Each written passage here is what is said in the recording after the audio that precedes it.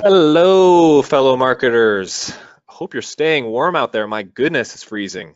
We usually take the time to brag about Arizona's beautiful weather, but we're experiencing one of the worst winter storms we've had in recent memory. So for the people in the desert, wish us luck. We don't really know what to do. I'd like to introduce myself. My name is Brad Ken. I'm the marketing manager and your webinar MC for today. We're broadcasting live from our beautiful Vertical Measures office in Phoenix.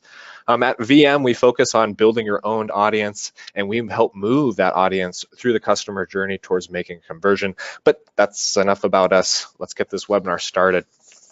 Today's webinar is titled, You're Doing Paid Media Wrong, and Here's How to Fix It. And boy, was that title controversial. It'll be presented by our paid media specialist turned account manager, Tiger Wrench. Tiger has served his country in the digital marketing war for over 7 years. In his quest to rid the internet of dirty, rotten scoundrels, he's developed a wealth of knowledge, he claims, in paid media, organic search, and content marketing. When Tiger's not immersed in analytics or new paid media strategies, he can be found playing tennis with his kids, trying to revitalize Chuck Norris jokes, those are always great, and inventing new ways to play Monopoly or watching Schitt's Creek with his wife. Before we let Tiger out of his cage, I have a few notes to go over. So we get this question all the time. The presentation or the recording will be available online tomorrow at verticalmeasures.com/webinars. We'll also shoot you an email tomorrow morning with that link. If you have any questions or comments, shoot it over to us in the questions tab or chat tab anytime during the webinar, and we'll try to run it by Tiger during the Q&A session at the end. And finally, for those live listeners, we know that your time is extremely valuable, but if you have a minute or two after the webinar, we ask that you fill out our quick 5-question multiple choice survey. It really helps us when it comes to time of planning out future webinars and topics and guests. Thank you. So that is it for me. Let's hand it off to Tiger. Great, thank you, Brad. So just want to jump in here and tell everyone thank you for jumping on today and taking time out of your busy schedules. Obviously, paid media is something that's very close to me, something I love talking about. I love talking about it so much, I told you all you suck at it. So for those of you who got the joke, thanks for jumping on. I do appreciate your time today.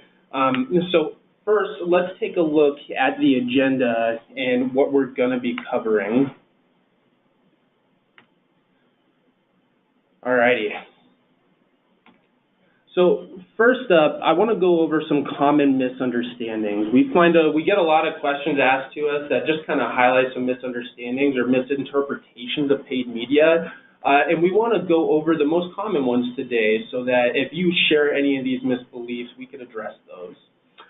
Next, we want to go through my biggest pet peeve, which is limited channel execution. We find a lot that users are a little timid to commit to a full channel strategy, which is really the key to success with paid media.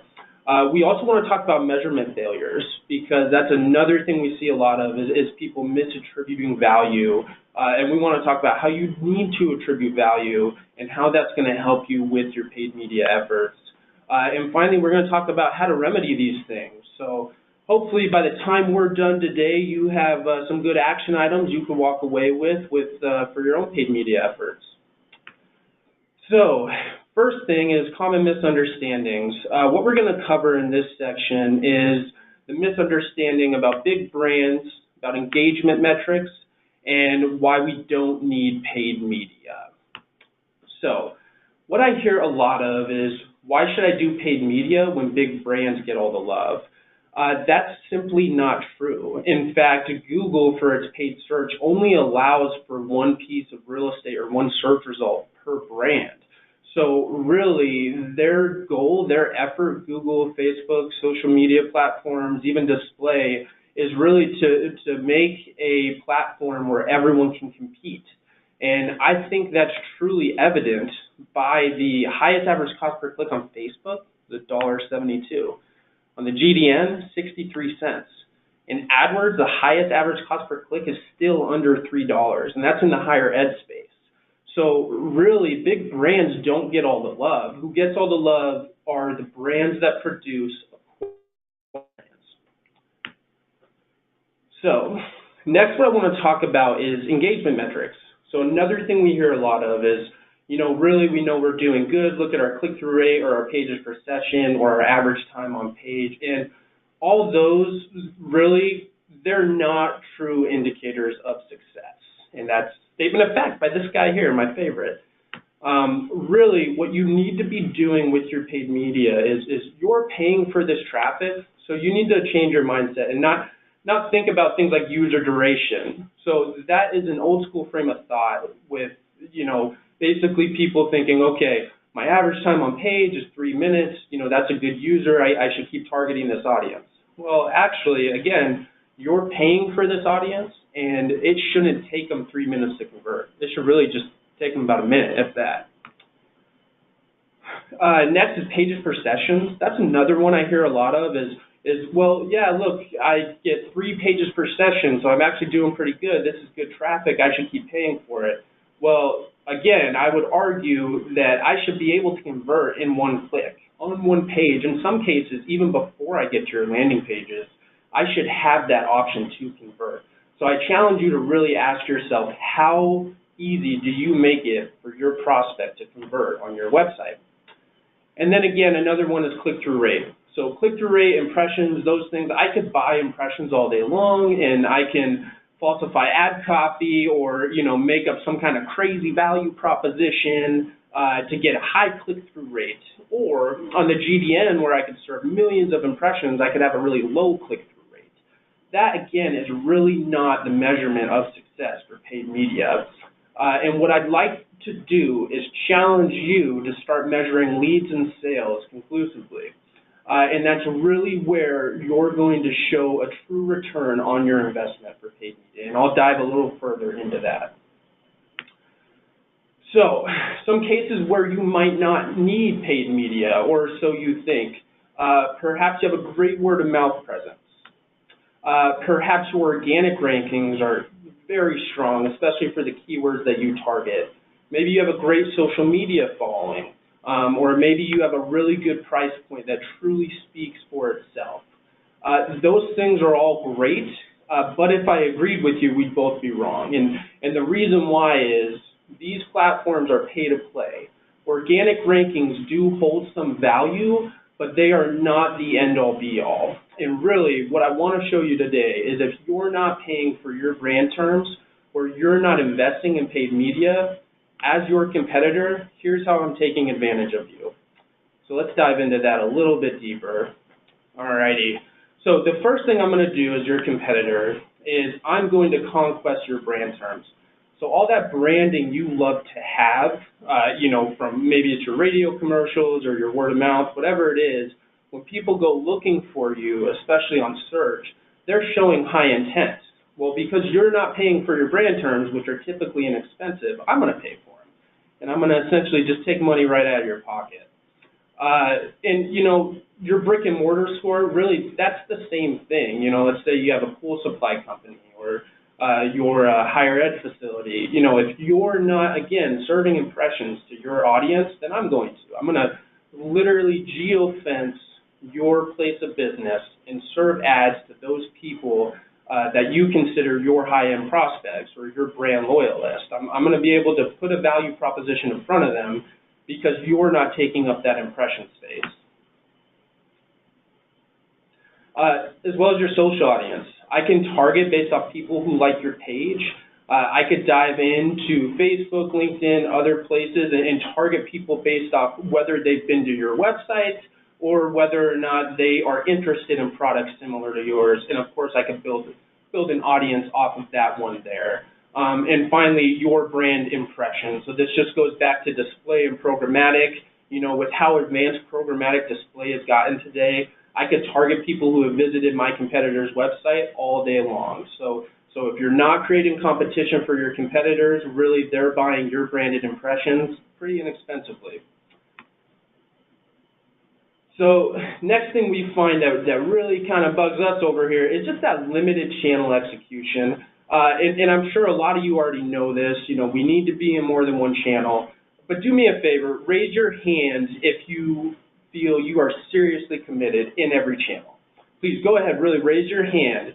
And if you did, great, that's great for you. And we'll dive in how to measure that a little more effectively. But if you're not, that's okay as well. I hope today I kind of reinforce why it is you need to be in every channel. So perhaps this is what you have been trying. Stupid Facebook boosted posts. I can't stand Facebook boosted posts. If anything, it's a watered down version of their algorithm that's essentially there to create competition. You don't get the same volume of traffic. You don't get the same quality of targeting. And a lot of times they don't work. So dive into the ads manager and really commit to something that's evergreen.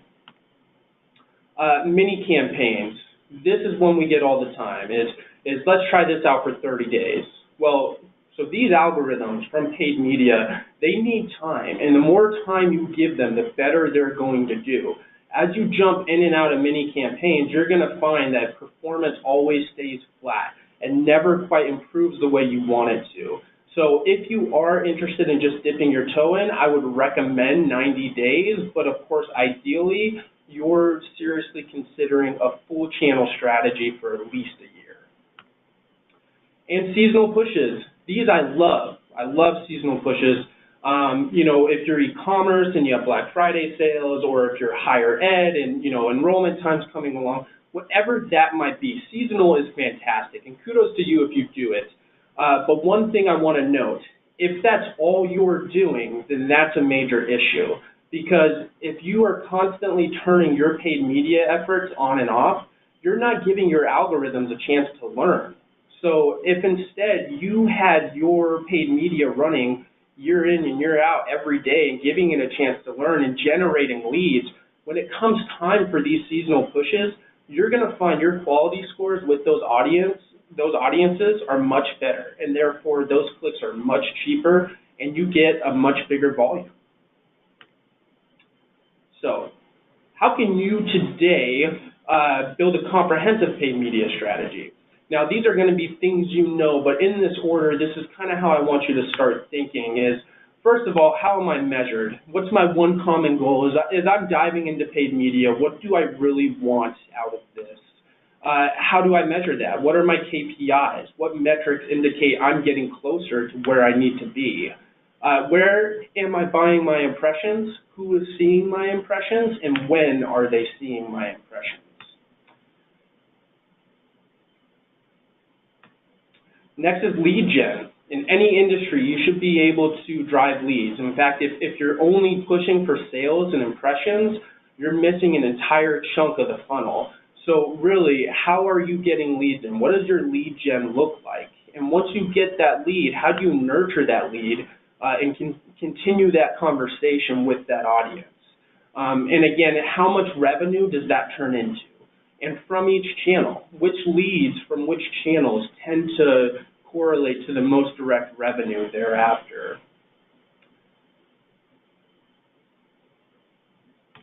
And finally, reputation management.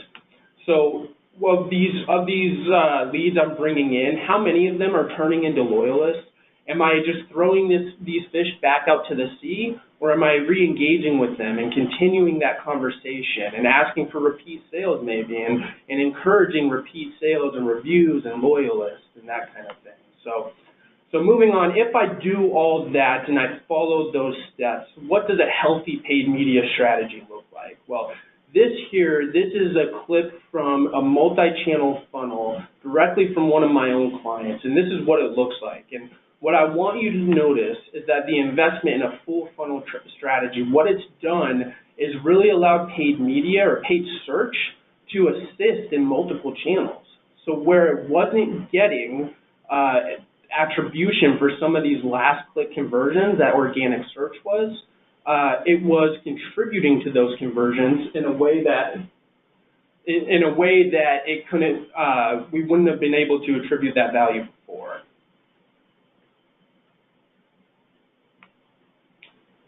And again, what I like to look at here, because a lot of people will say, hey, paid search only has this many conversions.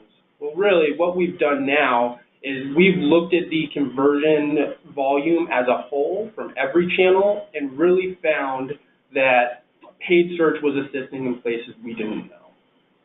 So let's dive into measurement a little bit further.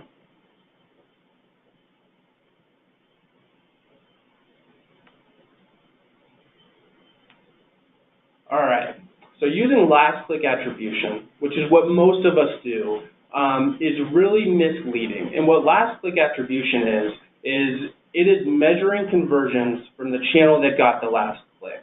And that might look like this, where organic search had 690 conversions, social had 90, search had 201, but really we're missing what we had just gone over, which was the assisted conversion. And we see this a lot, and this is really what discourages people from having a full channel strategy, is they just don't know the value that is there. So what they end up doing is they pull out of different channels because they don't see these assisted conversions. So going back to that assisted conversion table I had showed you, what I want you to notice is that from paid search in assisted conversions, so these are conversions where it was not the last click, but it was a part of the funnel, where it was a touch point, we actually obtained about $61,000 in revenue. So that much additional value that we would not have seen if paid search wasn't there. So that's a really big highlight. And I would encourage you on your own to look at that next time you're thinking, hey, last click conversions for this channel don't look so hot. What you should do is really dive into your analytics, look at your multi-channel funnels, and see where it might be contributing to conversions in other places. Because as we know, these days, the way buyers are and the way the customer journey is, really prospects have to see us on more than one channel before they can make that buying decision.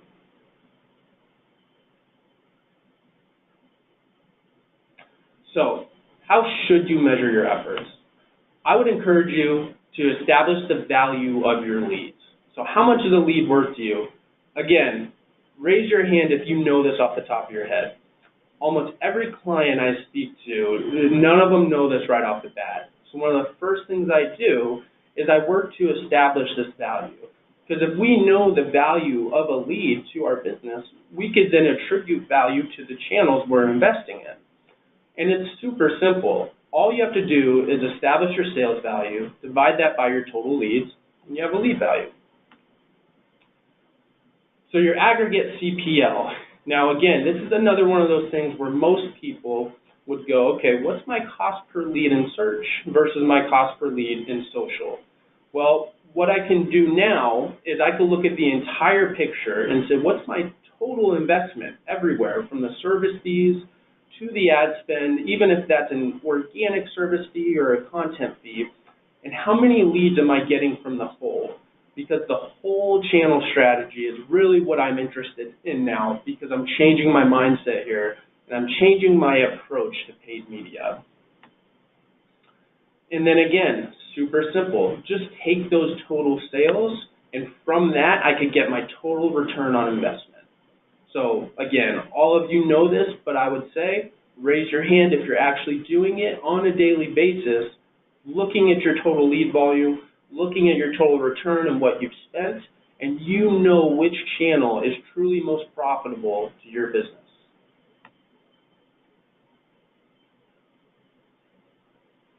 So here's a list of things I don't care about. And it's not that these don't hold some weight, but again, we're trying to shift our mindset here for paid media. So number one is engagement metrics. They do hold a place, and I do love to see good engagement on my website, but they could also be misleading, and that's not what I'm paying for. I'm not paying for a low bounce rate. I'm paying to get revenue in the door and to get a good, healthy lead volume. So how is that going? That's how I would want my paid media to be measured. Next would be segmented performance. I care about the whole entire pie. So stop pulling out one channel and saying, how is this performing on its own? And if it's not meeting expectations, then pausing it completely. Instead, make sure you're looking at the entire picture. Next is impression volume. This is another thing we get. And in fact, most of the time when we onboard a new client, impression volume for them will go down significantly year over year.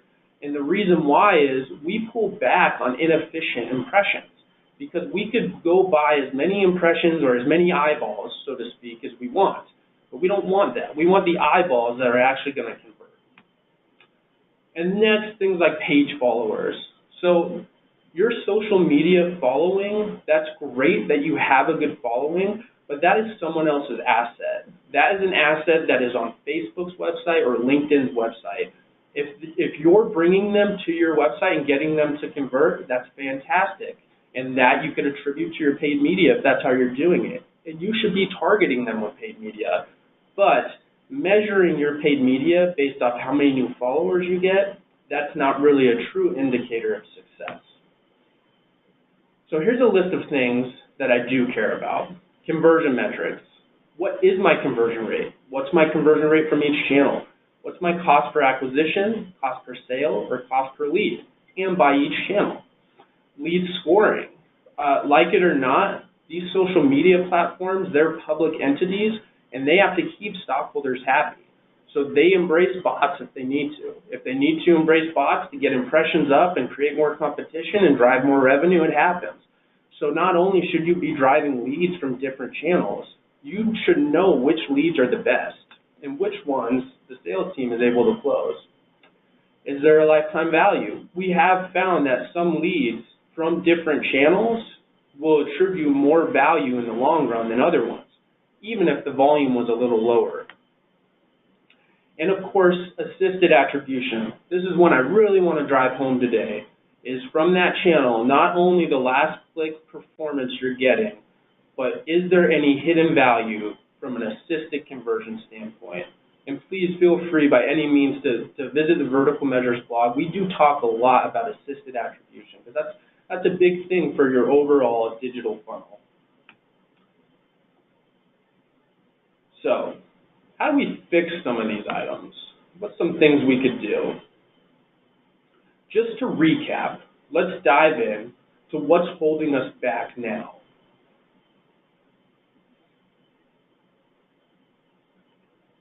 So, some things that are holding me back, common misunderstandings, things I have misconceptions about. Limited channel execution. I'm really just testing out one channel, or I'm not full throttle in every channel because I'm a little timid and scared of what might happen if I go full force. Or I have measurement failures. I see performance, but I'm attributing value incorrectly. Or I'm not seeing the entire picture. I don't know exactly where the value is coming from or if there's hidden value. So how can we fix some of these things? Number one, we got to change our mindset. Big brands don't get all the love.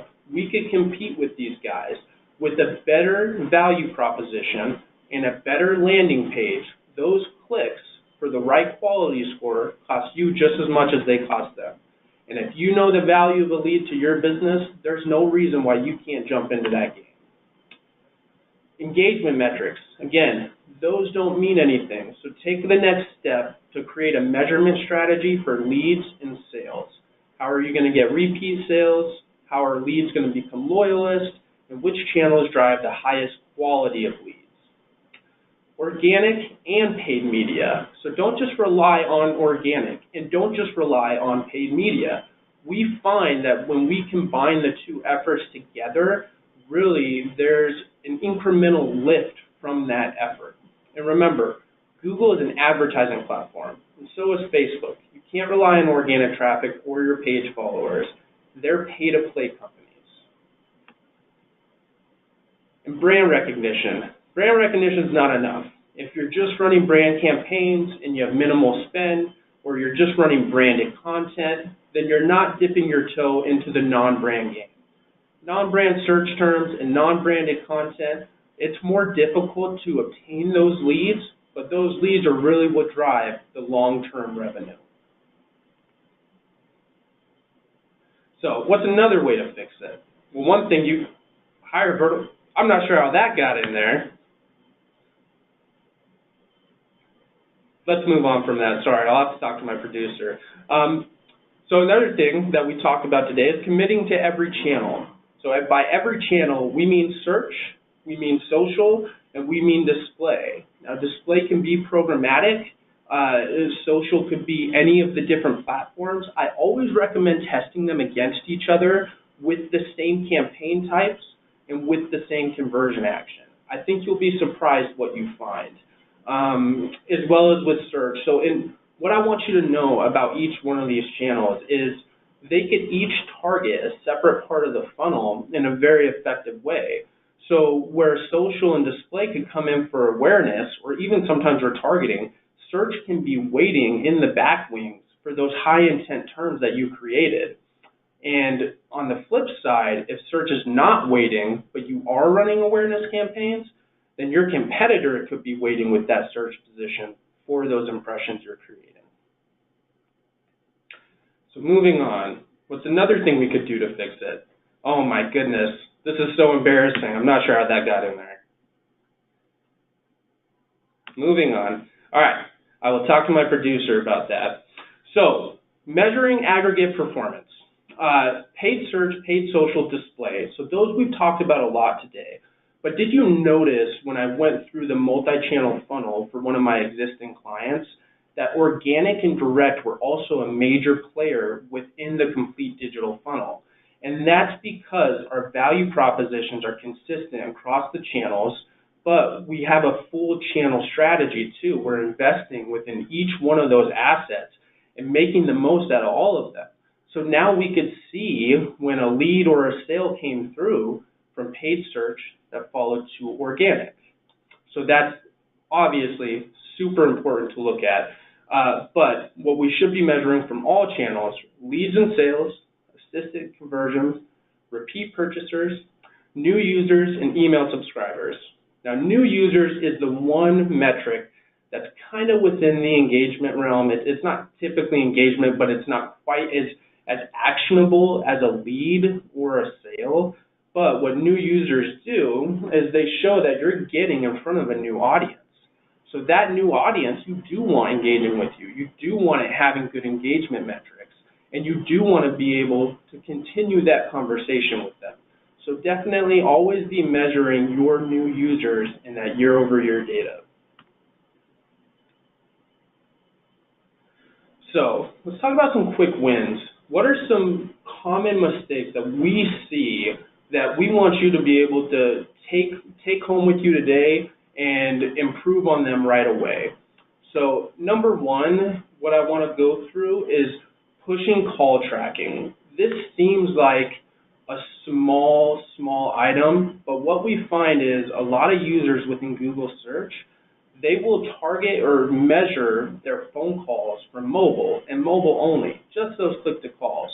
But Google has the ability to measure phone calls that are made on a desktop, and there is a lot of volume there. In fact, we find that usually about 20% of the phone call conversions will actually be from a desktop, and those calls will be more motivated. They've picked up their phone and dialed that number, and they're motivated to do business with you.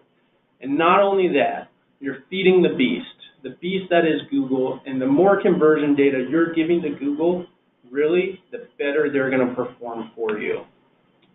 Next, push UTM data to your CRM. You might know this already, just like a lot of these other things in this presentation, but raise your hand if you actually do it, and you do it on every campaign.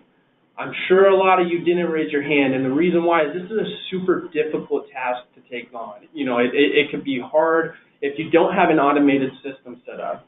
But really, you can't score your leads unless you're pushing channel data and campaign data into your CRM for your sales guys to then kick right back to you.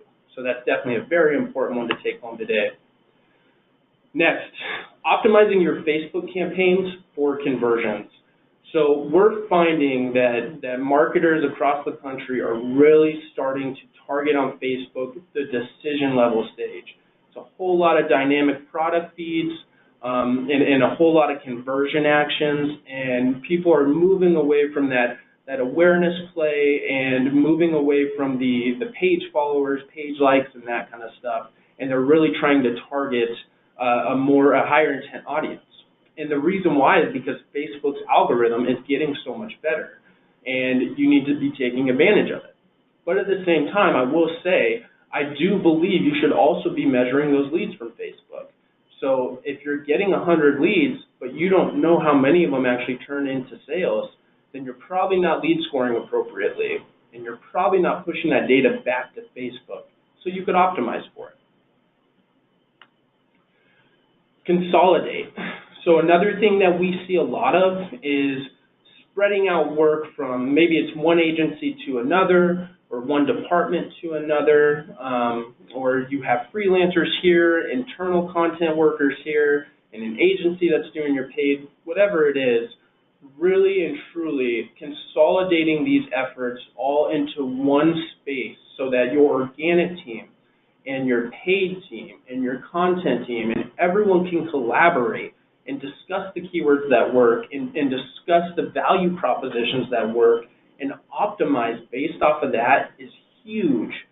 So many times we've seen different clients coming to us that have spread out work all over the place, and really what they've done is shot themselves in the foot, because then they have a paid media team pushing traffic to a website that they don't manage, that isn't optimized to convert or to accommodate the intent that they have displayed on their messaging.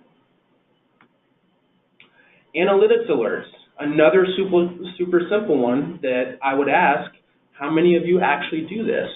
So for analytics alerts, if you know your KPIs like we spoke about earlier, then you should be in Google Analytics and asking them or setting up alerts so that they notify you anytime there's a dip or a spike within those KPIs.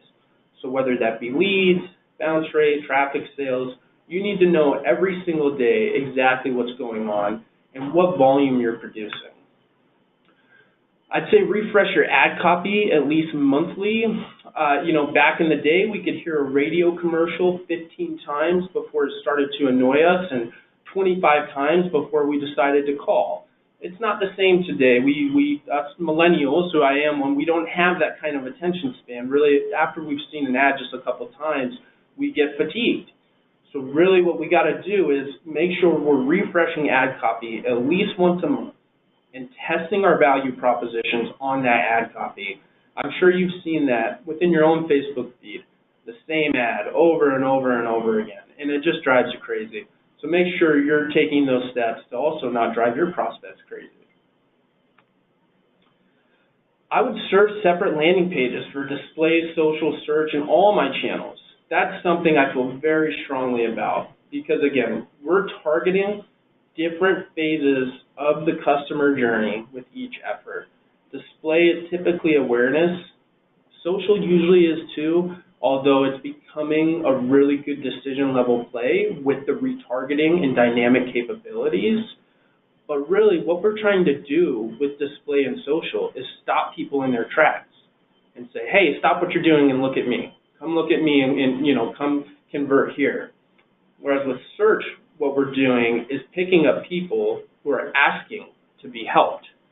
So those messages on those landing pages need to be different. They can't be the same. If they're the same, then you're serving the wrong message to one of those audiences. Segment your audiences from your channel acquisitions. Again, within analytics, one of my favorite things to do is build an audience. So if you go in there and you're building audiences within analytics, you need to set those up by your different paid media efforts. Because if you're targeting someone on paid social and you're tracking those page views, you also want to kick that audience back into Google search. Because not only can you retarget them in Google search, but since they've been to your website, you now have a higher quality score for that audience, and you're going to pay less for that click. So every single paid media effort I do personally, I set up an audience for that targeting. And finally, audit your organic search footprint. This is huge. Now today we discussed paid media, but here at VM, we are about a full channel strategy and a full funnel strategy. And your organic and your paid media not only should be working together, when they do work together, you're going to see a lot of additional value because you control that much more real estate on the page. You could be in one of the first 4 positions of paid and one of the first positions of organic. Your click-through rate could double just there. Imagine with a double click-through rate with that much more traffic on an optimized page, how many more leads could that be for your company? So with that, what I'd like to do is move on to questions. All righty, Tiger. Thank you so much. I was laughing to myself listening, thinking about all of our viewers raising their hands by themselves at their desk and their coworkers wondering what the hell they were doing. I know they were.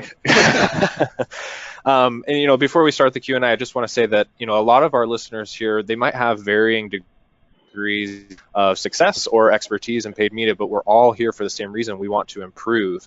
And one of our values of Vertical Measures is improve each day. And I'm excited that Tiger was able to talk through paid media because it can be fairly complicated, but hopefully this webinar answers some of your questions. And again, if you have any follow-up questions, let us know. Even if we don't get to it in this Q&A section right now, we haven't missed a question in 2 years. We'll follow up directly with you and make sure you have the information you need. I also want to call out a single viewer, Richard. Thank you for your questions and your comments throughout the webinar. It's fun to see that type of engagement. And I'm going to start with the question directly from him that I thought we were going to touch on a little bit more in the webinar, and I know Tiger and I have talked about it one-on-one before. Richard's question is, what are your thoughts on bidding on competitor company names? Yeah, that's a really good question, and I'm really happy you asked that. Actually, Richard, on the Vertical Measures blog, I contributed a piece directly related to conquesting.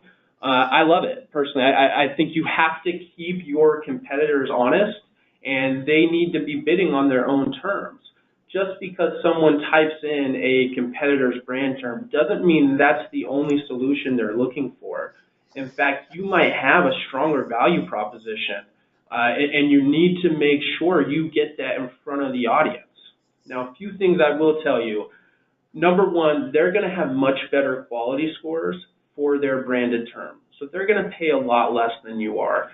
So what that means is you're going to pay a lot for those clicks. And when you do, you got to be ready to convert them. And to convert those clicks, you got to have a really sound content strategy on your landing page. So I'm all for conquesting. I think you should have a campaign within your paid search ads that is dedicated to conquesting and dedicated to competitor terms. Just make sure when they land on that page, you simply clarify why you're better than your competitor. Even a side-by-side table, something to that effect, so they get the value there. Good question. All right, so we're going to jump right into the next one. We had a couple questions that were similar, so I'm going to kind of bunch them together. So this question actually comes from Kyle and Billy. They asked the same question. So how do smaller niche market companies compete with the big boys in paid media? Oh, I love that question. So that's another one we get a lot of. And the reason people ask us these questions is they say, why would I jump in when Amazon's going to buy all these impressions or someone else? And we touched on this a little bit, but really, these advertising platforms like Google, social media, Facebook, whatever it is, they can't just allow one company to buy out the market and push every other company out. So if you go and do a little research, you'll find that typically some of the worst landing pages you'll see, or some of the most vanilla and bland ad copy you'll see, are usually those big brand companies. So, that's not to say all of them, but a lot of them are. And I think you'll find the competition isn't quite as heavy as you think.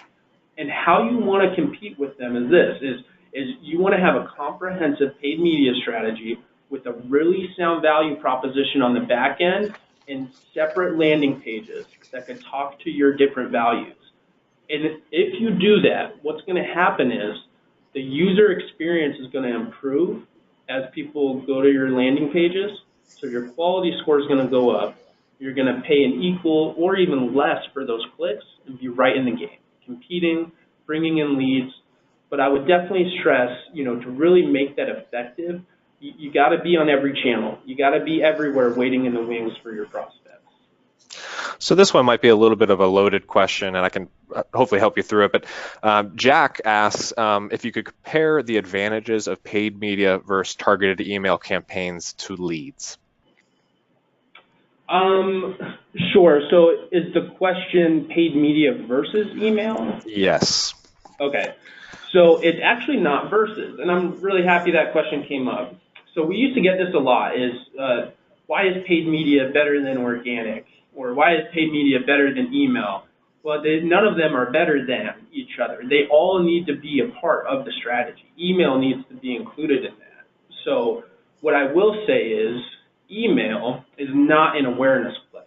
So you can't go out with email and just get people in the door. It's not promotional. These users are already in your funnel. So with paid media, you could go out, create an awareness play. But if you don't have email there for every single campaign to segment that audience based off their intent, then that's also not going to work very well. So really, there's no lead that's better than the other lead. They need to be working together. And I hope that kind of answers the question.